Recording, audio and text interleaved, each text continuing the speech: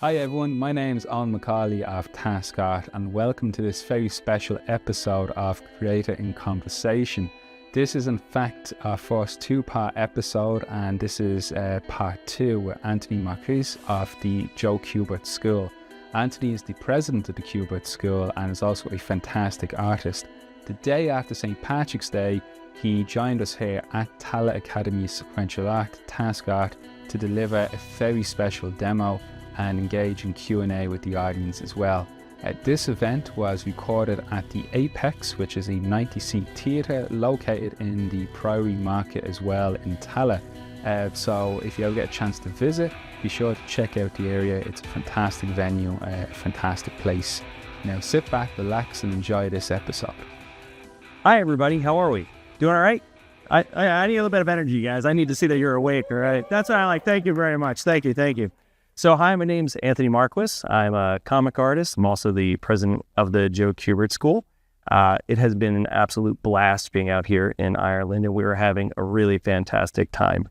But before we move forward, I just want to take a moment to thank Owen for bringing us out here in the TASQ School of Art. You're doing a really wonderful job, and it's something that you should be very proud of, and you deserve to be recognized for. So yeah, keep on giving that guy a round of applause. One more time. Let him feel special. There we go. You feel the love, right? All the way from America, straight here, buddy, okay? So anyway, guys, it's really great to be here.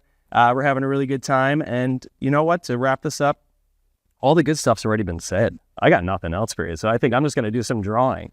All right. So I hope that you have your pencils and paper ready because we're going to be drawing my favorite superhero, as Brittany posted and told you all about before. And that's Superman. So we're going to do a nice, easy Superman today. I'll look at you pulling out your pencils and paper. This is making me so warm inside. Thank you, guys. We're going to have a lot of fun with this, okay? So, all right. First, I want to talk a little bit about the tools of the trade, okay? So, what I've got here is not a floppy little piece of paper. This is what I like to call Bristol board, and it's what everybody calls it, right, Emma? You know the truth. All right, so we got some Bristol right here. And it's thicker, you know, it's a sturdier piece. It can hold up to ink, so that's why we use it. Usually we work on 11 by 17 boards. This is a 9 by 12, so a lot of times you'll see us using these at comic book conventions. Then I like to work traditionally, and I heard a lot of the questions going on before about do you work traditional or do you work digitally? And one of the key things that I love to tell people when they ask me that is, if you don't know how to draw, guess what? You don't know how to draw. So don't try to think that you can finesse your way into being a better artist just by working digitally. Make sure that you're doing the work and you're studying and you're really learning what it is that you need to do in order to be the best artist that you can be. All right. So whether you're using a pencil, whether you're using a brush, whether you're using a pen, or you're working with Procreate or anything else that's on your computer, make sure that you did the work to study and learned how to draw before you try jumping in and finding something, try to cover up your weaknesses. So let's get to it. All right, so like any good drawing, we're going to start off with a basic shape. And I already said this is going to be a good drawing, so I already put a lot of pressure on myself, so I apologize in advance. So let's start off with a happy little circle. I like to put it right about here. Don't worry, keep it loose. You know, I deal with a lot of students, and especially I have 2 little kids at home, and they love to draw. So they always go straight into it, and, you know, you'll see the death grip on the pencil, right? We all have seen the death grip, and you jam it down, and you just rock it out like you're the Hulk. Well, we're not going to do that today. We want to keep it nice and loose. We're going to finesse it down onto the page, okay? And then from there, I'm just going to bring a happy little line right down. Just like that. We're not going to go too far. I just want to come about a quarter down, and I'm going to loop this up right about 3/4 of the way on that bottom part of the circle. Okay? I want to make sure everybody's playing along, catching up. Brittany, why aren't you drawing? Emma has an excuse. She draws all the time. Brittany, you should be drawing right now. All right. Then from there, I like to just kind of flatten off the top, just so this way I can get a good idea of where I'm going to go. And I come past a little bit the back of the circle. And now I love to use myself as a model for this because I don't know if you noticed this, but I'm bald. So if I turn my head, you notice it kind of rounds down, and there's like this fun little part where the spine connects to the back of the skull. And so that's what we're going to come on down to. So I like to bring it down right about here. And that's kind of that point right here on the back of my head. Okay. And then that kind of juts out just a little bit. Don't go too far. Don't go too far. Unless he's like a brontosaurus man. You can do that. You can have a brontosaurus superhero. I'm not going to judge. Then, kind of this section, I think you can imagine what this is right here. That's called the chin. What we're going to do is we're going to just do a little straight line just like that. Okay? Am I going too fast? Everybody's caught. They're all pros in here. Oh, and you didn't say that you were just bringing in a bunch of pros. What's the deal here? Come on. All right, and then from there, I love to just pop out this section. Big old chest. That's a little bit too big. That was terrifying.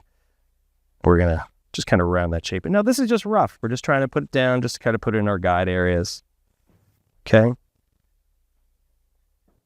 Now, there's a bunch of different ways you can do it. You can divide it up. You can come halfway through the circle if you want.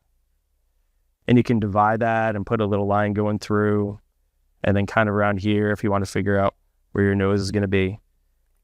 And I'm going to give you guys the coolest trick ever that you can go home and impress all your friends with later today. Okay, so what I want you to do, trust me on this. I promise I'm not pulling a prank on you. I want you to take your pointer finger. Okay, everybody hold your little pointer fingers up in the air. And I want you to touch right here, right by your eyebrow. All right, and then you're going to take your thumb and you're going to touch the bottom of your nose. I know we all look absolutely, come on, you got to join in. I see you hiding. You're like, this is nuts. But just trust me on this. Touch the bottom of your nose. Now swing that over to the side, and guess what? It's going to go right over your ear. Now you know where your ear is at all times. So if you need to put that down on the page at any point, if you're ever wondering, well, where the heck should the ear go? It's going to be right by wherever the top of your brow is and at the bottom of your nose. Okay. So now we know that your ear is going to go right about there, even with those two things. Okay. We're good? Follow along. Can we see this? Yeah. All right. Also, guys, I like to work on an angled surface at home, something more so like that. I hate drawing on flat surfaces, and let me just tell you why in case you don't know. If you work on a flat surface, it creates a skewed drawing, okay? So have you ever seen those sidewalk arts where it looks like a guy's falling down a hole, but he's just, he's standing on a sidewalk. He's not really falling in the hole. I was tricked by that once. But you want to, yeah, it's just, he's tricking us all. He's evil. But that's what happens, and I don't want to have an evil drawing. So I want to make sure that I have it usually on a nice angle and I can see what it is that I'm drawing and it comes out right. So that's also my excuse that if this drawing sucks, it's not my fault. It's the table's. Okay, so then from there, we're going to bring this straight down, right about there. Okay. I don't want to go down too far. I don't want to go all the way to the bottom because, like I said, we're drawing Superman, and Superman has a really great chin. Okay. So I want to just kind of round that off. We were just talking about the features of Superman recently, and we were talking about the actors that have portrayed him, and kind of why it might be difficult for some of those actors after they're done playing the character to go on to other roles, maybe more rugged type roles, etc. But the thing that I've noticed is that Superman has to be extremely approachable, right? So his features are slightly softer than you would find in someone like Rambo. Rambo, I don't know if I'd want to, run on over to him if something was wrong, but Superman has a very friendly, approachable appearance. So it's a little bit softer rather than just very hard edges. So sometimes I think with the actors, that's why it leads into difficulty finding other roles afterwards. Then from there, I like to figure out where I want to drop in my eyebrows. And I have very large eyebrows, so I have a lot of experience with that. But you know what? Large eyebrows make you seem very friendly. I'm a monster in real life. But I appear very friendly. So we're going to come over here, and we're going to keep it pretty even with the brow. And we're going to create this nice large eyebrow. And then from there you have your little bit of an upper eyelid.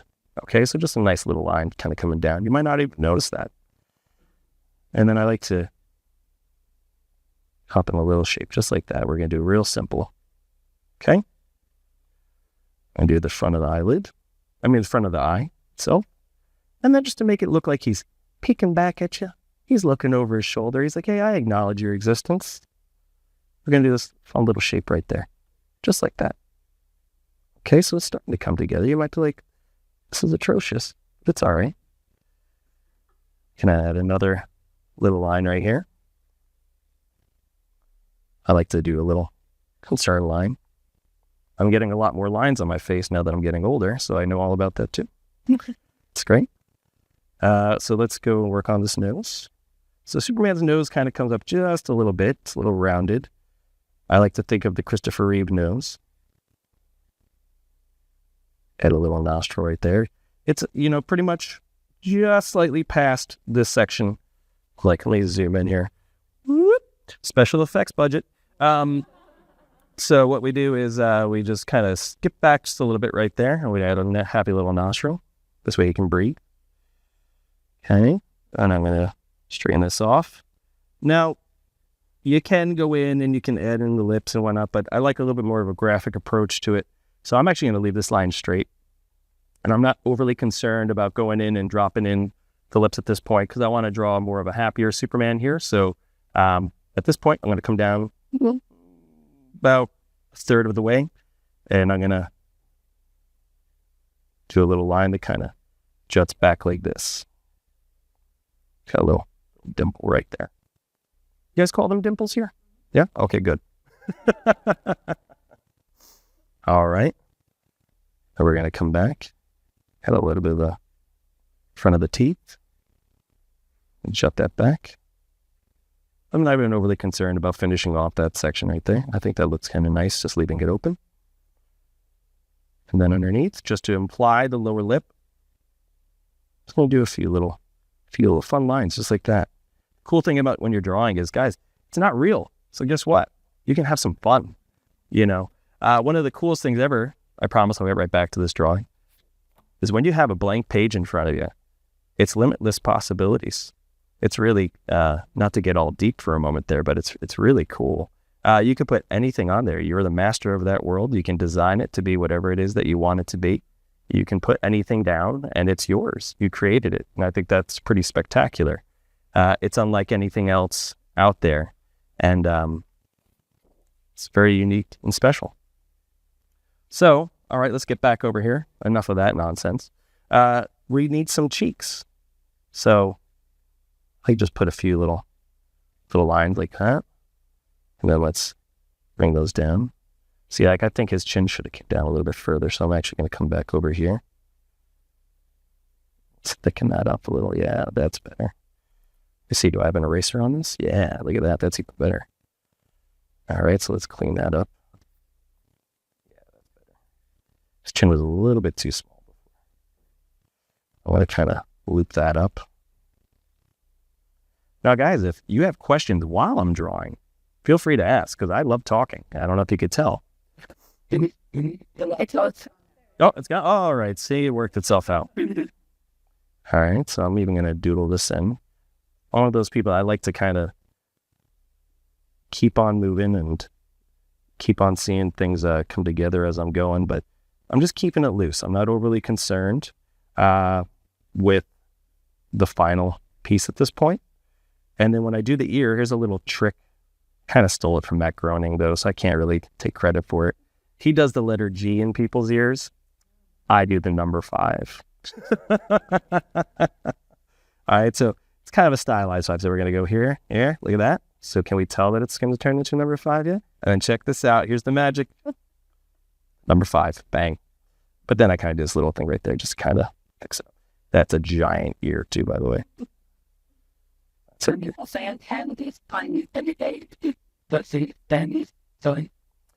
Well, it depends if I'm talking to the editor. The editor, I'm going to tell I was drawing all day. Most of the time, not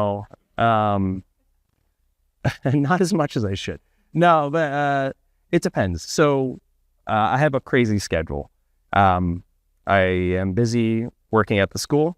So that's pretty much from 9 to 3. I try to get some drawing done while I'm there. I have 2 kids at home. I have a comic shop. I also have some other businesses as well. So I'm constantly running around. So it's trying to find as much time as possible and squeezing it all in. And that's why I don't have any hair. But no, if you can get like a really good day, like the days where I'm really able to sit down at the table and work 9 to 5, 9 to 6, because I do like to be present and be able to take part in the different activities that my kids are in the afternoon, and, be a husband and do the normal stuff in life. So if I can have a regular day, that's really great. I also wake up very, very early. So I am up by 4:30, 5 o'clock every single day, 5 o'clock at the latest. And then I kind of get my day started as soon as I can. And then once my son wakes up, he's usually up by around 5:30. I have to start getting breakfast going, and then we get the lunches ready for the day, and, we rock and roll after that. All right. So the face features are pretty much done at this point, right? So now we need to start thinking about the hair. So Superman has a really cool S curl, and it really bothers me whenever I watch the movies and they don't have the hair going in the right direction. And they've done that in the past few films. And I'm like, I don't know who's in charge of content here, but they need to wrangle this in. Yeah. Oh, it's wild. Yeah. I'm like, it's an S curl. I don't know what that is, but it's not right. It's not right. You're fired. You're fired, buddy. Get off the set. But I don't have that decision making.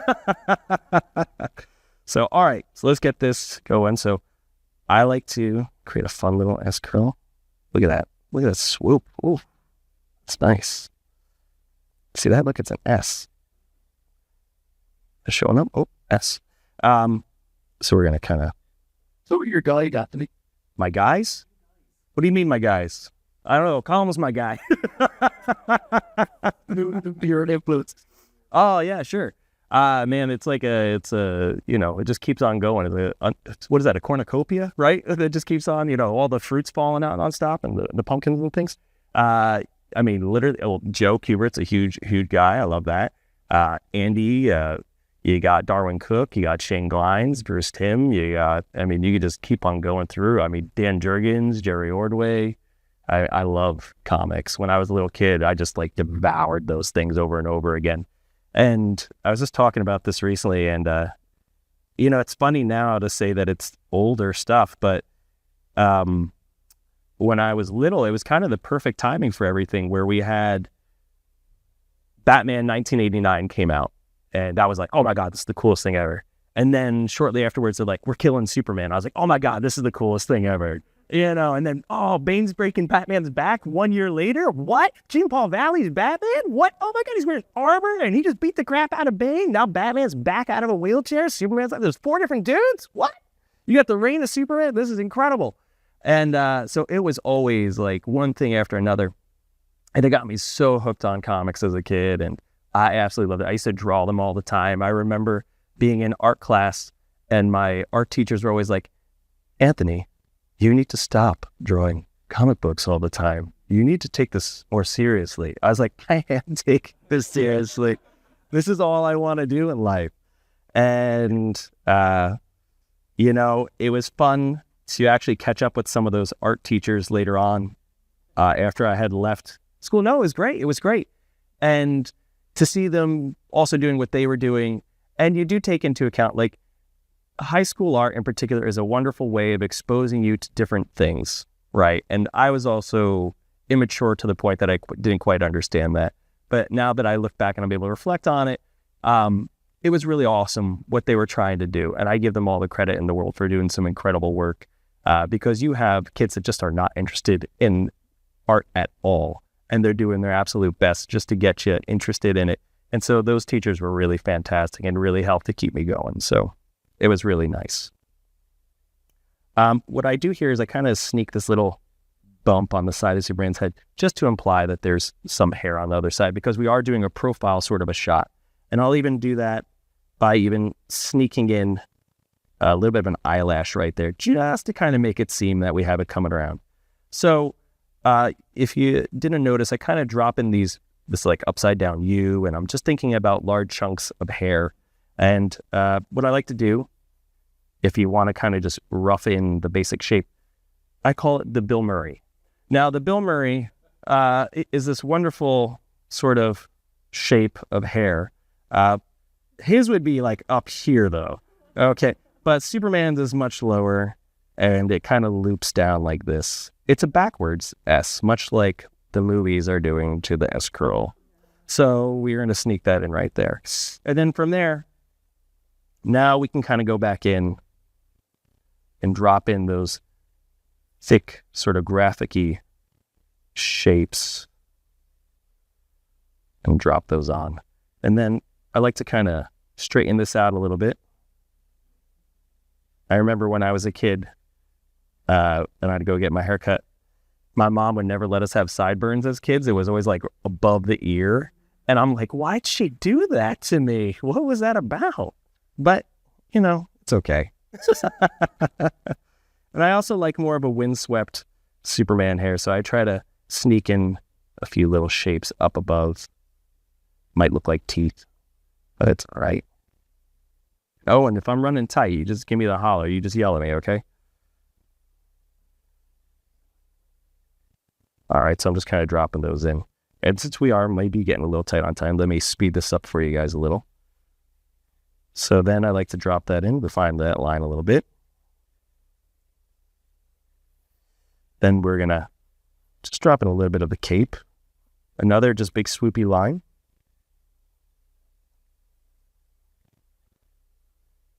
Now, guys, if you haven't noticed, I don't really connect a lot of this stuff. There's just a lot of lines being thrown down on the page because one of the things I really like to do is try to find ways to interact with the reader so that they have to become almost a part of it, and you don't even realize it, and you're filling in the gaps and spots. So it's making my job much easier, so thank you. All right, a nice thick neck. And then we're going to do a little bit of the S. Tell you to add. Yeah. Famously, so Marques is starting to look like listening to awesome Monsters. Sure. Yeah. And that's the rest of the No. All of the above, all the monsters, yeah. Yeah, the right part that you hate. I'm afraid you draw it in colorography. Do hate when it gets Spider-Man gig because you can't do the website and stuff. I mean, it's kind of, look, man, I ain't digging holes. You know what I mean? Like, I would much rather have to figure out how to draw a horse than have to go outside in the cold. So, look, it's a privilege to be able to do what we do, and I love it, and I am extremely appreciative of it. It doesn't make it easy every day, but it's pretty freaking awesome. I'm not going to lie. I was just making the joke recently that there's not much of a difference between me and my dog at home. We both have to eat at certain times, and, we get up and go to the bathroom.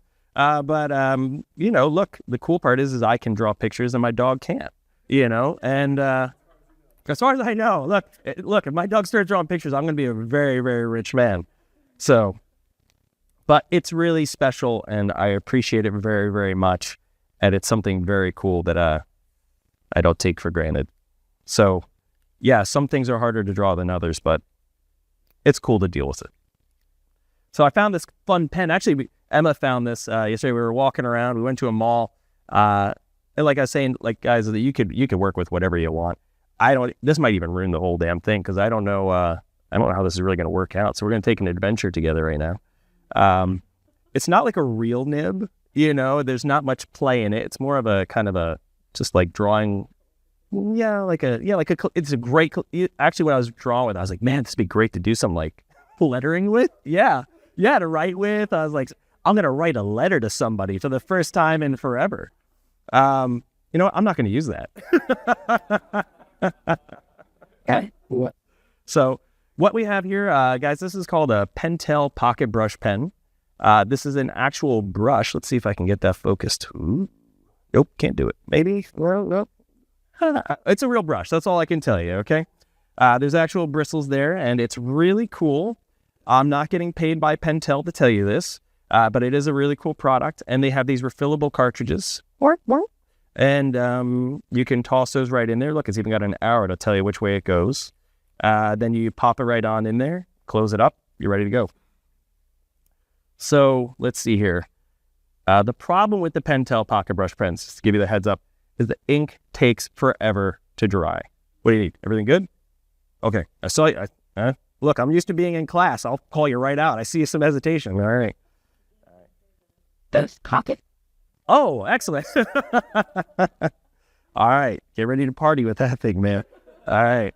So, and you just got to make sure you don't get ink on your hand because you'll be smudging it everywhere. So now, Brett, what I'm trying to do is figure out the best place to start so this way I can kind of go in. So that's why I was considering using this to start off. But you know what? Because I do like to start with the inside portion of the face, but that would be a mistake. So let's start with the hair. So the fun thing about inking with a brush, and you might not be able to see it because now I'm going to be a little heavy with my hands slapping down on the pages. There's a lot of play with the brush, okay? So you can go on in there and kind of get some really fun shapes and really make it seem like it's coming to life. That's why whenever anybody says an ink is just a tracer, well, sir, I will show you the door now. Please leave. A great inker is a true gift. And I don't even like calling them inker. I think it's an unfair term. They are incredible artists. Well, comic studies to people that said embellishers. Embellishers. Yeah, I mean, like, I love, I've had the privilege of working with J-Bone on a bunch of projects, and he's an incredible artist. I love working with him. We really get what we're trying to do, and he's so much fun and just a great guy overall as well. All right, so I'm going to bring this around here. So what I'm doing is I'm kind of starting thick, and I'm trying to finish up with a little bit of a thin. What I'm doing is just whipping that around. Remember, he's been outside, he's been flying around. I don't think it's possible to have perfect hair, even for a Kryptonian. It's just not going to happen. Again, like I said, if anybody has any questions, don't hesitate to ask, please. And I'm looking down, so just give me a holler. Right now, all I'm doing is I'm just thinking about the shapes. Okay, trying to drop those all in. Can you guys see what I'm dropping on there? Everything's moving along. If anybody else brought inking tools, I will be very, very impressed. Except for Victor over here, who's actually got his brush going. Cheating. Did you raid my bag? Oh, did he? Yeah. So, I remember getting like my first job, and it's very exciting. And I remember working on it, and it's really pretty incredible to do something for the first time. But it's really scary as well. Not so much when you're doing the work, because you've been doing the work to learn how to do it. It's more so that after you do the work and you go to the local comic shop and you take a look around, you see it up on the wall, you go, that's great. And then you go, oh man, I sure hope I have another job after this one. And you keep on going. But it's really, really is cool. And, you know, you got to stay after it. And there's times where it is very, very difficult and it can feel lonely, and you work kind of in a bubble, you know, and it's just you. And like I said, you can have moments of insecurity, but you just have to trust the process. There's only so many jobs that are available at times, and as much as, you know, you think you should be working on more than just one thing at a time, it just might not be possible. And you just kind of got to go with it. But it does make it more special when you get those opportunities to do it. I'm going to relate it back to a story about my daughter recently. She plays basketball, and her team was in the playoffs. They destroyed everyone on the way to the playoffs. They were a very, very good basketball team, and they lost in the first round of the playoffs. It was a good game, but they lost, and she was very upset about it. And she blamed it on me because I wasn't there because I was at a show. And she said, it's your fault because you came to all the games and, you weren't here, so we lost because of it. And I said, don't worry, it's not like that kind of a story. Like, oh man, I'm never present. I'm always there, trust me. But what I said to her was, you know what? It's good that you lost. And she said, why? And I said, because you had it too easy. You guys were winning all the time. And if you win all the time, it makes you not appreciate it as much. I said, you had to get knocked down to learn how to pick yourself back up and go out there and kick some ass. So it's the same thing with drawing. You might not get the job all the time, but when you do get the job, it makes you get back in there and go and do a great job and kick some ass. So that's the point. You got to be ready to take advantage of the opportunity and go in there and win. So I overheard, I think, Brittany, I think you might have even said it's a little bit similar to sports terms at times, and it is. I know that we're all artists, and you might not think of it like that, but it is very similar. Very, very similar.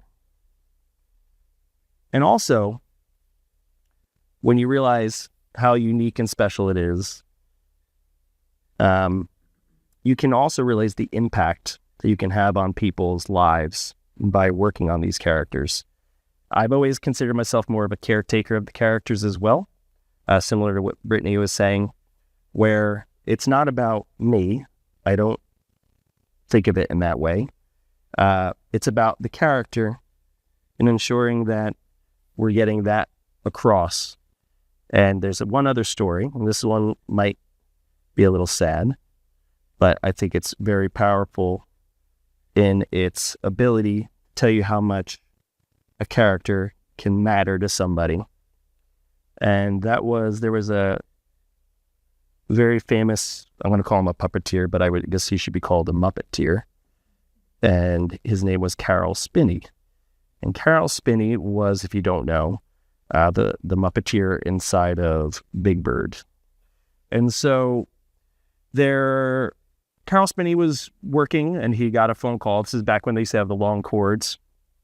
And it was a father had called, and his son was very, very, very sick.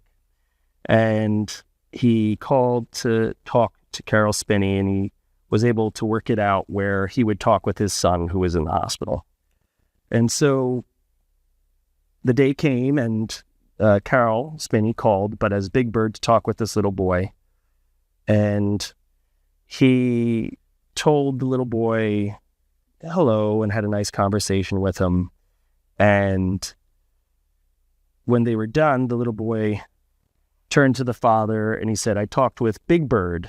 It's very key. Big Bird, the character. And Big Bird told me that he loved me. And shortly after that, the little boy passed away. But the dad called Carol at that point, the man, and said, thank you so much for what you did, because it was the last time I was able to see my son smile. And it just goes to show you how powerful these characters can be and what a difference it can make in people's lives. So for those of you that might think just doing a simple drawing or working on a character is silly at times, don't ever think that, because you have the power to make a huge, huge difference in people's lives. And I hope that you remember that as you go forward in your journeys. So, let's wrap up this fun little drawing now. Does anybody else have any questions at this point? No. Quiet house. Are there any bits of advice you during the, yes, by discipline learning on it. Don't be a jerk. Keep them out. Yeah. No, just in general, look, this is a small industry and word spreads very, very quickly, and we got enough problems in the world as it is, and we don't need to be adding to it. This is a entertainment, okay? We're supposed to be making people happy here. So don't make it any more difficult for the folks that are busting their butts trying to get these things out the door. Be responsive, be kind, always work hard, and you'll do all right. Like I've said to you guys, or I've said to many people many times, you don't have to be the best. I'm not the best at all. It doesn't make a difference. I'm a pretty nice guy, I like to think. I believe in what I do. And I think that as long as you go with that approach, you'll be all right. And you'll be able to pull it off. But you got to put in the work, okay? So study. Emma gave some great pointers before talking about basic drawing and studying narrative and anatomy. And what was the other one? You said you had your 3 pointers. Storytelling, how you design, and that's all. But then basic drawing. Yeah. And I think if you can really lock into those, it'll help you out big time. So always remember that. Try to apply that to your work. And then as I'm starting to wrap this up here, what I would say is if you would like to give us all a follow, I'm going to kind of toss this out to you guys. Brittany, what is your socials if anybody wants to follow you online? It's Miss Brittany on X and the guy. I don't think that I like restating. That's all right. Emma, what's your social? I'm at Emma Sealer on all of it. Definitely you just gotta search my name. That's all right. But I'm on Instagram and I do a lot of TikTok and Instagram Reels tutorials as well. Those who want to learn a bit more about how to create. That's a good source of information as well. You can give me a follow at Anthony Marques Art on Instagram. That's usually where I'm posting. And of course, if you want to learn a little bit more about comic creation, you can check out the Joe Kubert School. We've been open for almost 50 years. Now we're just about there with the 50-year mark, which is pretty incredible. And we have a wonderful alumni list. What kind of bit did they go on there? It's a pretty small school. We don't take in a bunch of folks. We really pride ourselves in bringing in individuals that can actually do the work. There is a portfolio process. But if you are looking for general sort of education classes, if you want to just kind of dabble in it, you could look into our online studies courses. Those are really fantastic classes, and Emma teaches the narrative one for that. She does an incredible job. And she's also one of our full-time instructors as well at the school. So the wonderful thing about online studies is that we've been able to bring on artists from all around the world. So now we have artists like Joe Prado from Brazil. We have Maria Sinapo at times from Italy, Marco Santucci, and students from all over the world. From Taiwan in my class right now. And even in our full-time program, we have students from all over the world that attend, and it's really very, very unique and special. So be sure to check that out at kubertschool.edu. So, all right, let's see. Hold up your drawings. Let's see where we're at. That's really good. That's very good, very good. Let's see on this side. Look at all this. Can I take a picture? Please hold those up. I'm rather touched by everybody doing that. That's very, very cool. Thank you all so much. Let me get one more. There we go. I'm going to zoom in a little bit because that's really cool. Thank you, guys. And I thank you all so much. But most again, Owen, thank you so much, and TASQ Art for putting this all together. You did a wonderful job.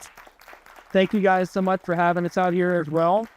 And most of all, I'd like to thank all of you guys so much for being an incredible audience and taking part in this today. And Brittany and Emma, Colin for coming out, and Victor. And trust me, we've had quite a little adventure this week. So thank you guys so much, and we look forward to seeing you all again real soon. All right. Bye-bye, everybody. Hi everyone, thanks so much for watching this episode. If you enjoy what you see, please consider liking and subscribing. You can leave a comment down below in the comment section as well. And be sure to come back where we have our next 2-part episode with our second speaker at the event, Emma Kubert. Until next time, this has been a copyright production of Macaulay Consultancy 2025.